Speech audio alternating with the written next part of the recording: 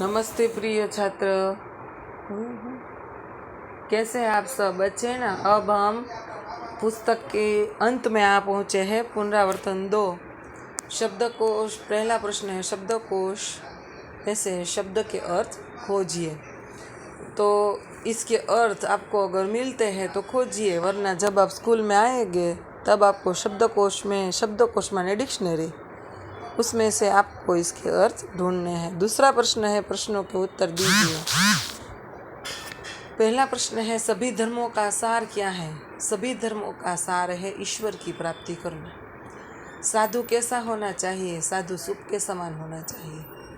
तीसरा प्रश्न, विक्रम साराभाई ने विज्ञान के अलावा किन किन क्षेत्रों में योगदान दिया? तो विक्रम साराभाई ने विज्ञान के अलावा कला, शिक्षा व समाज के क्षेत्रों में योगदान दिया। गरीब की हाय के लिए कौन सा उदाहरण दिया गया है? गरीब की हाय के लिए चमड़े का, ढोर के चमड़े का और लोहे का उदाहरण दिया गया है। ब, प्रश्नों के उत्तर दीजिए। हमारे देश की विशेषता क्या है?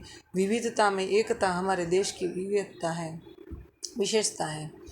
तुलसीदास सबसे हिल मिल कर रहने को क्यों कहते हैं? अगर हिल मिल कर रहेंगे तभी हम अच्छी तरीके से जीवन जी सकेंगे सफलता से, इसलिए तुलसीदास जी हमें हिल मिल कर रहने के लिए कहते हैं।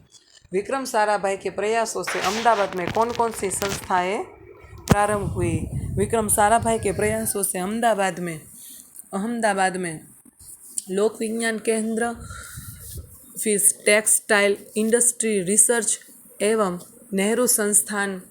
नेहरू विज्ञान संस्थान की संस्थाएं प्रारंभ हुई। चौथा प्रश्न, माला में कौन कौन से फूल एक रूप से हुए हैं? बेला, गुलाब, जूही, चंपा, चमेली, ये फूल एक स्वरूप हुए हैं। तीसरा प्रश्न है परिच्छेद में योग्य विराम चिन्ह लगाइए। तो आपको इस परिच्छेद में पूर्ण विराम माने खड़ी लाइन, एकहरा अवतरण चिन्ह, दोहरा अवतरण चिन्ह, फिर अल्प विराम, पूर्ण विराम, प्रश्नार्थ, ये सब चिन्ह आपको लगाकर ये परिच्छेद फिर से लिखना है। शब्दों को उचित क्रम में रखकर अर्थपूर्ण वाक्य बनाएं। पहला, नदी हम बैठे थे किनारे। हम नदी के किनारे बैठे थे। ऊपर है के पेड़े बंदर कितने? पेड़ के ऊपर कितने बंदर है? वणिक रहता एक था किसी नगर में। किसी एक नगर में एक वणिक रहता था। 2 इनका कर हुआ माल सामान लूटा इन्हें वापस। इनका लूटा हुआ माल सामान इन्हें वापस दे दो। दुनिया करती थी सारी इज्जत उनकी।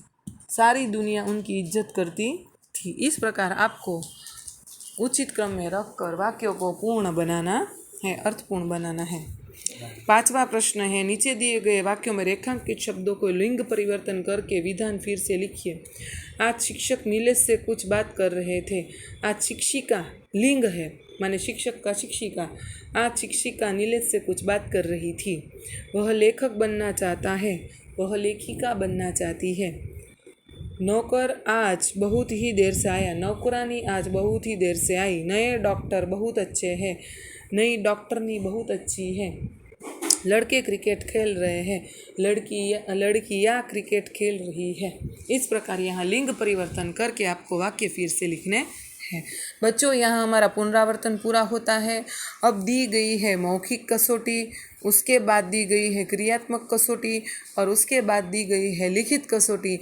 ये तीनों कसौटी आपको अपने आप फेयर बुक में लिखनी है। मैं इसकी चर्चा इसलिए नहीं कराऊंगी क्योंकि इसमें आया हुआ सारा हमने अभ्यासक्रम में पढ़ लिया है, इसलिए आपको इस तीनों कसौटी को लिखने का प्रयत्न स्वयं करना है। तो बच्चों, यहाँ पर हमारा हिंदी का अभ्यासक्रम प्रथम सत्र का पूरा होता है। बराबर घर पर रहिएगा, सुरक्षित रहिएगा। अब नए सत्र में नई पाठ्य पुस्तक के साथ मिलेंगे। Bye bye.